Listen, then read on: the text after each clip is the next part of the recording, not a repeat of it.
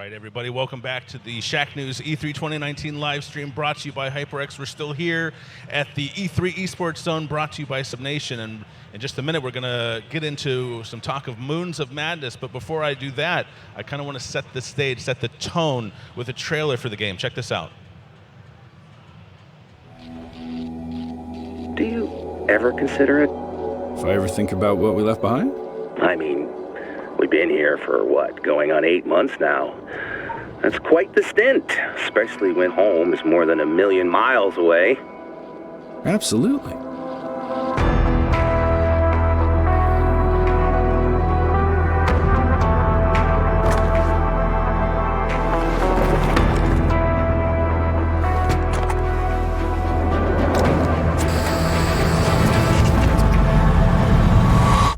Hold up, Orson. I seem to have a situation here.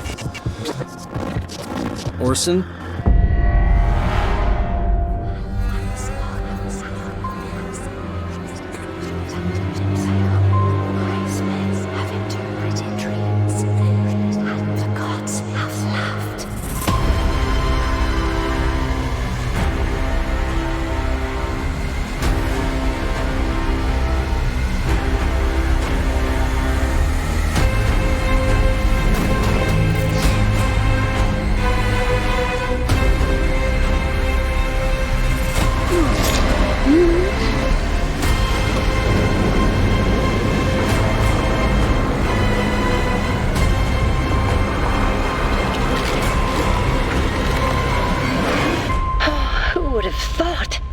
My son, off to fly among the stars.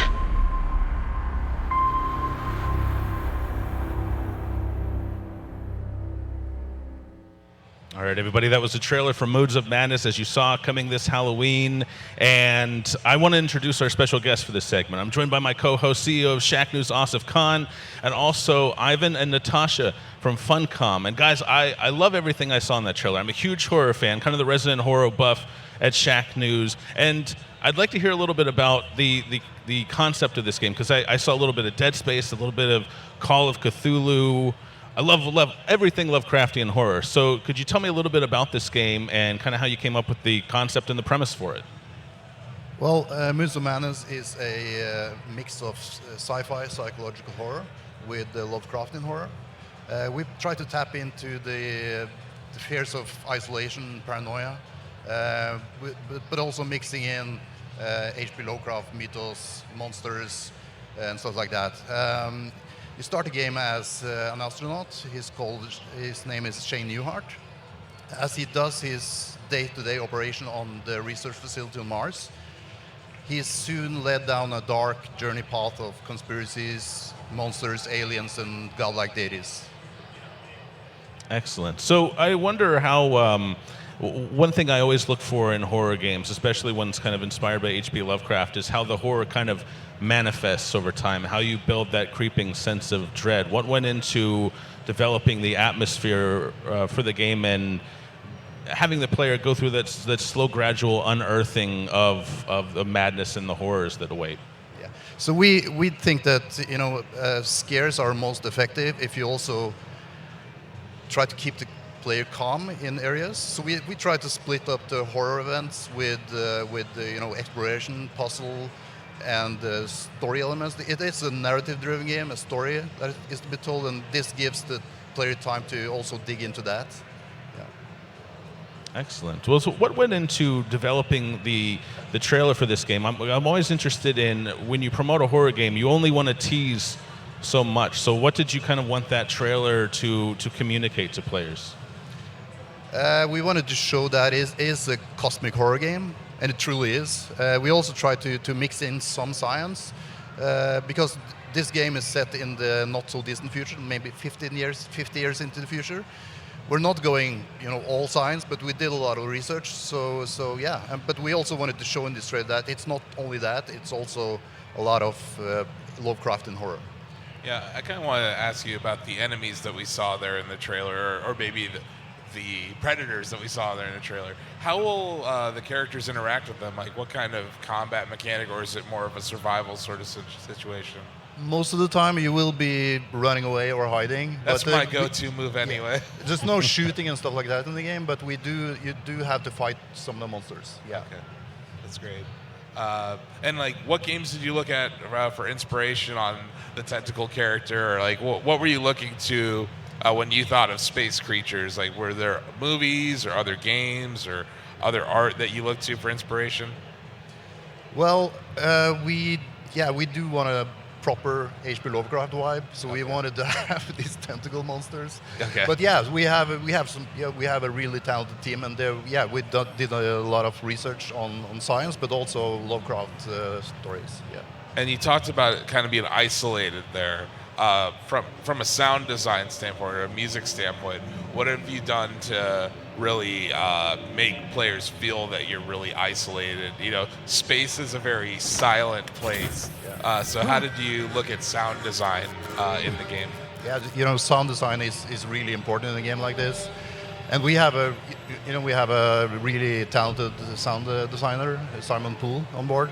We try to, every room you step into, we try to set the mood. It could be really silent, but it also could be dramatic if it's dark there. But we have, sound design specifically for each areas of the game. Awesome.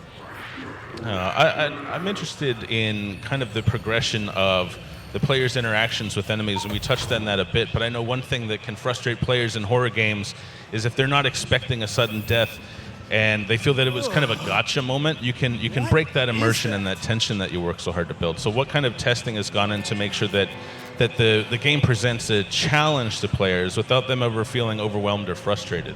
Yeah, we have a QA team, of course, but we also have had testers in testing it. So we have actually done a lot of changes to that throughout the development to get that correct and right. Yeah.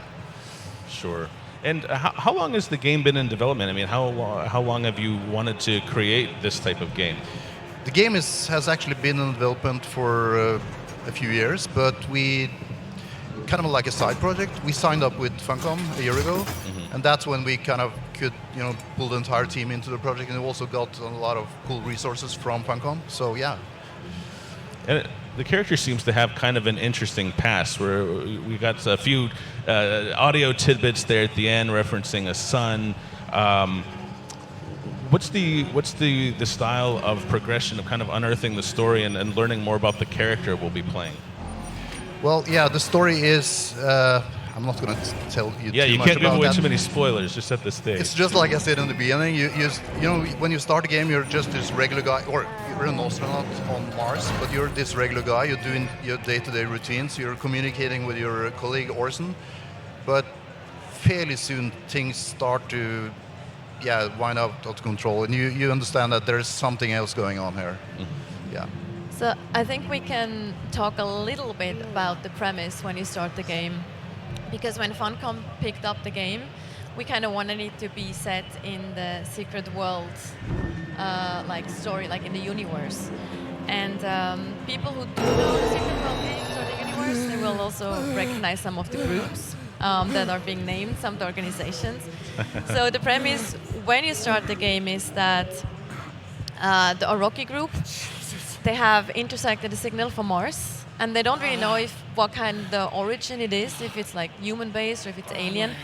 But they're kind of dodgy, so they didn't really share that information with the public. Sure. And instead they kept that to themselves and established this Mars base that you actually start, or that you live on as Shane, as the main character. And to look further into that signal and see what's actually behind all this. But the character and also the player doesn't really realize that at the beginning. Well, the character specifically, the player actually kind of knows. And Shane just thinks he's there to build that research station and prepare it for the arrival of another ship that is supposed to bring the rest of the crew. And then that's when these weird things start happening and things start creeping in, and Shane kind of starts wondering, do I have cabin fever? What's actually happening? And that's when all those... I like that sense of confusion where you're never exactly sure what's happening. You can't pinpoint it right away. Yeah, exactly. I think that's one of the strongest points of the game as well, that it plays a little bit with, is this happening? Is it not happening? Is it all in his head? or is there actually something threatening going on? Yeah, when we first pitched the game to Funcom, they kind of got this idea that we could place it in the Secret World universe, and we started, looking into the details of that, and it turned out that, a lot of the stuff we had in the game already, like Filth, for example, we had that. We had that in the game already. We didn't call it Filth, we called it something else. But a lot of things matched up, and by bringing in the Secret World universe, we managed to get a lot more depth to the game. So you don't really need to know anything about Secret World before you're playing the game. But if you're a fan of the Secret World, you will find a lot of cool stuff that you can discover throughout the journey of the game. And we got the lead writer of Secret World on board. So he has been able to put a lot of detail into the details of the story. I kind of have a question about just how you're going to kind of traverse through the story. It seems like you're kind of isolated in a place. I don't know if you ever did you ever see Subnautica? How you kind of start in that one pod and you kind of have to expand through there. What kind of world, or how are we going to traverse through the world? Like, how will you kind of mark progression for us? Are there going to be different places that we kind of lay down base camp, or how's that going to go? Yeah, so the game actually takes, you start off in the base, and the base is fairly large, Okay. Larger than you see in the start of the game, because there are a lot of secret areas. But you also go to outside areas. We have at least 3 outside areas where you have a solar site, you have some research facilities, you have a satellite area, and yeah, it's tons of areas in the game. So, Oh, yeah, cool. And in the start of the game, you're only inside of the base, but soon enough you get out, and outside on Mars, it's truly beautiful, and it's a dangerous environment.